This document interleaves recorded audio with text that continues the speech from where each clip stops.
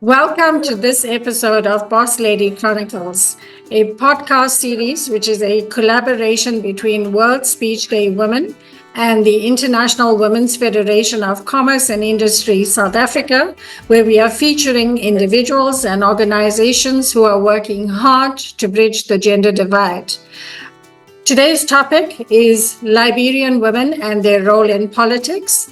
Women in Liberia have historically played significant roles in various aspects of society, from family and community life to national politics and economic activities. Despite facing substantial challenges, including gender-based violence, limited access to education, and economic marginalization, women have made notable strides and contributions in several areas. Of noteworthy mention is Liberia's most prominent female figure, Ellen Johnson Sirleaf, who became Africa's first elected female president in 2006. Her presidency marked a significant milestone for women's political participation in the country and in the continent.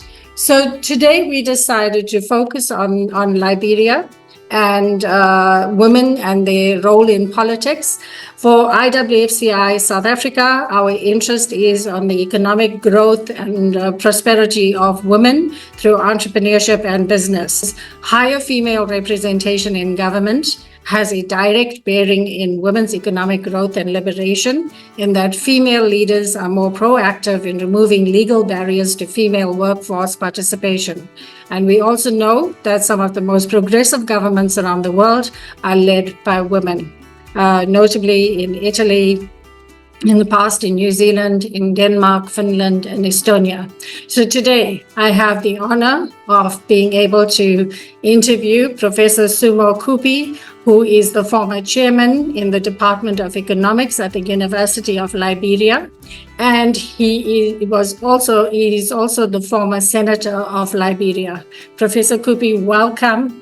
And thank you so much for your contribution to our podcast series. I would like to start with giving you the opportunity to introduce yourself. Well, thank you. Thank you very much for having me. It is an opportunity to be able to share my view on the issue of women in Liberia. Like you said, I'm former chairman of the Department of Economics. I've worked through several government institutions, notably the Liberian Senate, where I represented my country for 9 years. And right now I'm in consultancy and just helping to get things right around my country. Right. Oh, that's wonderful to hear. So I'd like to start with the first question. The first one being, can you share some historical context about the involvement of women in Liberian politics? How has their role evolved over the years? Thank you. Thank you very much. And I should begin to say that women have been part of the development of Liberia from the genesis. You recall historically that Liberia got independent in 1847. By then, we didn't have national flag. So a committee of women were selected, tasked with the responsibility of designing the national flag. And they did that in 1 month. And by August 24th, that flag was commemorated, as the symbol of Liberia throughout the world. So the women of Liberia started from the foundation of our nation. So women's participation did not just start a few years ago. It started with the genesis of the Declaration of Independence. However, in spite of all that, we see that there have been some restrictions on Liberian women.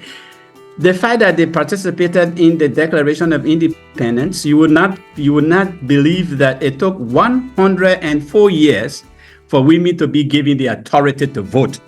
104 years in 1951, which means that even though they were called in to come and help with independence, but they were deprived the right to vote. But that did not stop the Liberian women. They continued pushing on their own. There is a famous Liberian woman called Madame Suakoko in the 1800s. She was the first paramount chief of central Liberia. Today, there is a huge town named in her honor. So Liberian women, in spite of all the restriction, they kept on trying to push on. I know the story of the Honorable Andrew Brooks Randolph. Andrew Brooks Randolph was the first Black African female to serve as president of the UN General Assembly in 1967. Of course, there are other women, who have contributed a lot to Mrs. Anthony Branch Sherman was the first African lady to be president of an African university. Of course, I don't have to repeat the issue with Madam Ellen Johnson Sirleaf, who, after having struggled for years, went to prison, came back, but became the first elected African female president. And so, there has been remarkable contribution by women to the political development of our country, in spite of all of the difficulties and hindrances that they've experienced. The resilience of women in Liberia is no different to that of the women from the rest of the continent and elsewhere, and the determination to push forward. Which brings me to my second question. The challenges and barriers that women face. What are the primary challenges that Liberian women face when entering the political arena? And how do these challenges compare to those faced by women in other African countries?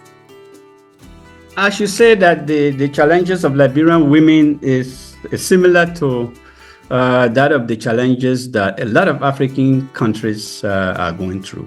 It's an issue of patronage. It's a patronage political culture where it is believed that women are supposed to be in the background and politics and power belong to men.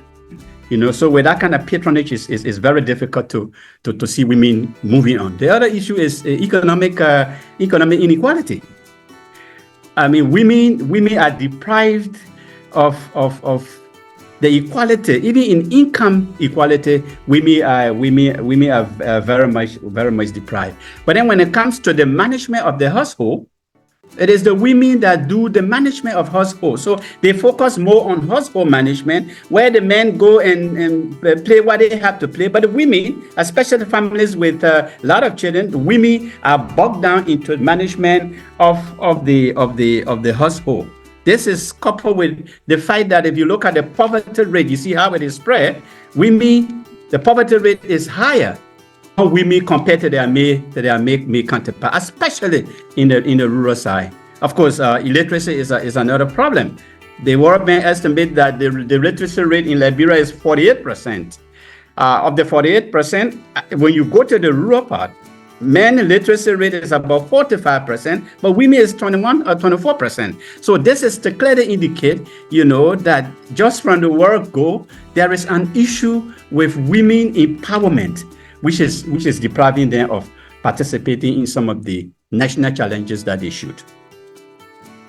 And correct. And when you talk about women heading up households, we also know that largely because of migrant labor, women have had to hold the fort, particularly because of that as well.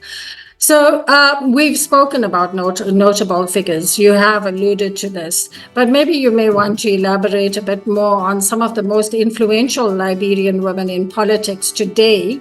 Well, you've spoken about those from the past, and maybe talk about the contemporary leaders in terms of Liberian women in politics and how they impact the political landscape now. Notably, Liberia went through 14 years of civil war. And it was the women who, when the country was divided between warring factions and the interim government sitting in Monrovia, it was women who were responsible for the distribution of goods and services along the two lines. And in most instances, some of these women were harassed, some of them were killed or raped just by trying to trade between the nations.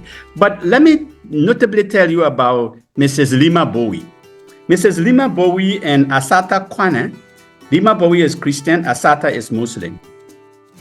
In 2003, these 2002, 2003, these women organized the most powerful women group called the Women Mass Movement for Peace. And the objective was to ensure that the war came to an end and that there was peace in Liberia and subsequent elections. These women had a sit-in which compared the ECOWAS authority and the UN to broker a peace.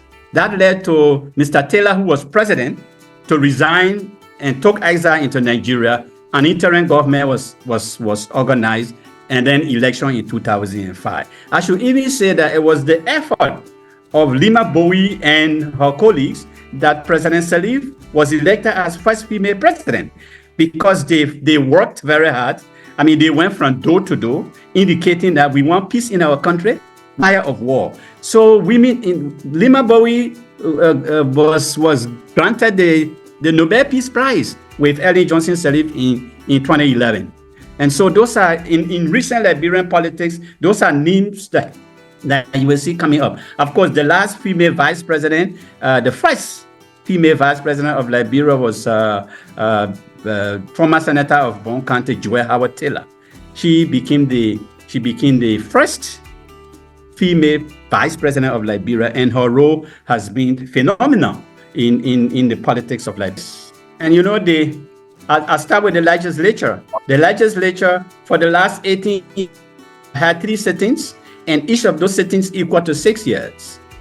The senators are 30 senators, and in the first sitting, 2014-15, there were 5 senators who were female out of 30. In the House of Representatives, there were 64 representatives, 9 female representatives of the 64. In the last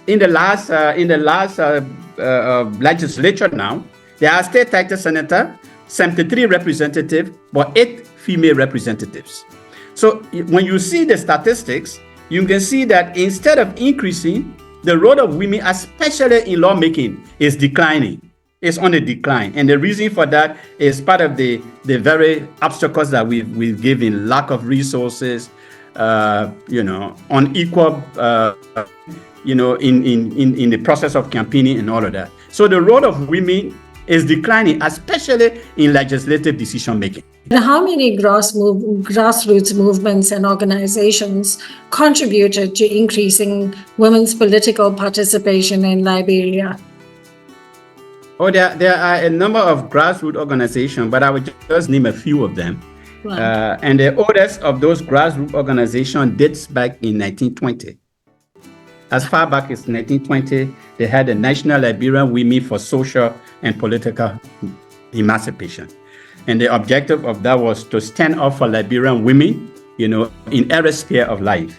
Of course, during the war, just before the war, the women had organized a movement called the Liberian Women Development Association. The objective of that was to organize women to help themselves enhance social and economic status. There was like I said, there's a notable one that I've just spoken about, which is the Women Initiatives, the Liberian Women Initiative. This organization was formed during the war in 1994. The war was raging, so women decided to come together and carry on relief activities. But they realized that there can be no successful relief activities unless there is peace. So they moved their attention to relief and focus on peace building. Right. And so those are just a few of the women organizations in modern day Liberia that have been very notable, and they are still very notable in terms of girls' education and female empowerment. Right. So when it comes to policy and legislation, what policies or legislation have been enacted to support women in politics? Are there any specific quotes or initiatives aimed at increasing female representation? That's the sad part of what is happening in Liberia. Like I said to you, I served as a senator of Liberia from 2006 to 2014. in 2012, we filed the Gender Equity Bill. And the objective of that bill was to ensure that at least 30% of Liberian women will be incorporated in every government institution, including the legislature. But that bill failed miserably. It went to committee, had its hearing, and it never resurfaced on the legislative floor. That was the first bill. The second bill that was also meant to empower women was the dual citizenship bill. The dual citizenship bill was not only meant to provide or to grant citizenship to Liberian natural born. There is a part of our Alien and Nationality Law of 1973 that prohibited Liberian women from giving citizenship to their child or children that were born by foreigners. And so the law was meant to amend that portion so that Liberian women will have the right, to grant citizenship to their children in the event that the father decided that, they don't want to take care of the child. But fortunately, that law was amended and it was passed in 2022, which now gives the right to Liberian women to declare their child to become a citizen of Liberia. Prior to that, no Liberian women had the right to do that. But at least I'm glad that that law was amended and passed. Because the gender equity law did not succeed, in 2023, the chairman of the National Elections Commission, who herself is a female lawyer, then decided to take the bull by the horn. She signed a memorandum of understanding with 20 political parties in Liberia out of the 23. And the purpose of that memorandum was to ensure that every political party will have a minimum of 30 female representation among the candidate listing. We thought that was good. But again, because of the slow pace by which that law, was being practiced by political party, in July of that year, women groups from all walks of life marched onto the National Elections Commission and compare compliance. And that is how a lot of women found themselves on the candidate listing for political parties. So yes, the women themselves are fighting to make sure that they don't just sit alone. In fact, the slogan in Liberia nowadays is, women don't just sit there, do something. So that means they are motivating women to not just sit, but do something for themselves. Throughout your discussion, that has come through very clearly, that women do not take anything sitting down. They are proactive. They understand all too well that they need to fight for their rights, and that's amazing to see. With regard to international influence, how has international support and collaboration influenced the participation of women in Liberian politics? It has been realized that the political environment is hostile to female. So a number of organizations have been providing some technical assistance. Notably is the National Democratic Institution. It receives funding from the National Endowment for Democracy. This organization have been providing training for female candidates. As a matter of fact, they have made it a policy that at every election period, they will establish what they refer to as the female boot camp. And what this does is that it brings women together, aspirants, and help them to erase some of the fear that they have, because women are still facing the issue of rape, the issue of sexual harassment. And so what these people is that to provide courage and provide training for women candidates. There's also the UN Women Initiative. The UN Women Initiative also provide training and give fundings to women who may have made it to the candidacy, because the process of registration doesn't end until you are declared a candidate. Once declared a candidate, the UN Women Initiative provides some small funding, to help women overcome some of the financial difficulties that they have. So yes, there are some international institutions and organizations that have felt that women are having difficulties, there's still risk for women in elections, and therefore they come to provide training and secure tailor-made packages, that will help women candidates to do well. Penny. This brings me to my last question. With regard to future prospects, what does the future look like for women in Liberian politics? Are there any upcoming leaders or trends that you find particularly promising? Well, from what we have seen, I think the prospects are high. Because if you compare Liberia 10 years ago, you will not see the number of female candidates like you see today. And so there are prospects for female candidates. There are prospects for Liberian women to participate in politics. In terms of decision making, it is the government that need to consciously know and take an action that women are integral part of the development of this country. If you look at the list of cabinets, I think we have 22 cabinets. You have less than 5 women in the cabinet. That has to change, because women have done excellently well when it comes to management. I mean, the countries, all of the people we will hear accusation of corruption. I'm not saying women are not corrupt totally, but I'm saying that women have a spirit of accountability compared to their counterparts. So there is a need for government to encourage women, into decision making. And especially in the legislature, policies that will grant women the strength. They need to empower, the gender ministry, provide budgetary support, for childhood education, early childhood education, girls' education, because now people have the momentum of wanting to participate, but they're not doing so because of the lack of resources. And I'd like to conclude here by saying that the issue of women empowerment should be considered as an imperative and not a choice. Because once you make a choice, so they're like, I can do it or I cannot do it. Until governments can realize that the empowerment of women is at the advantage and the benefit of society.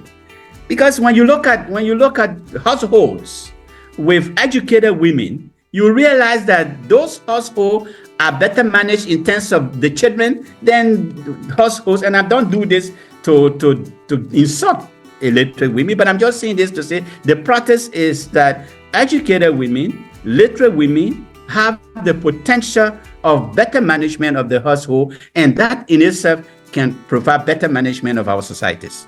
Correct. No, absolutely. You've really given us, for those of us who have limited knowledge about Liberia, women in Liberia now, and particularly with respect to their role and participation in the political sphere, you've most definitely given us some valuable insights. It's been thought-provoking, very, very informative. And I know this is only the start. We look forward to hearing more from you. And I know that the next time around, we plan on talking about women in agriculture, more specifically. In agriculture. Yes, and I'm very keen to hear about that. And as IWFCI South Africa, we also are looking to expand into Africa in terms of our presence and how we collaborate. And we look forward to exploring that with you. Particularly in terms of agriculture and so on. Our efforts may be small, but we all have a role to play. And I look forward to doing that, with you.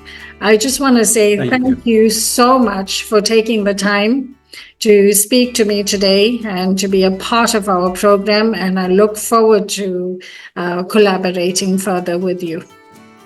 Thank you very much. My nickname in the Senate was the he for she senator, and so we've all worked very hard to ensure that women get the best of political decision in our country. I'm glad to be able to share this with you, and I'm more than willing to share more ideas in the future, especially with regards to women in agriculture.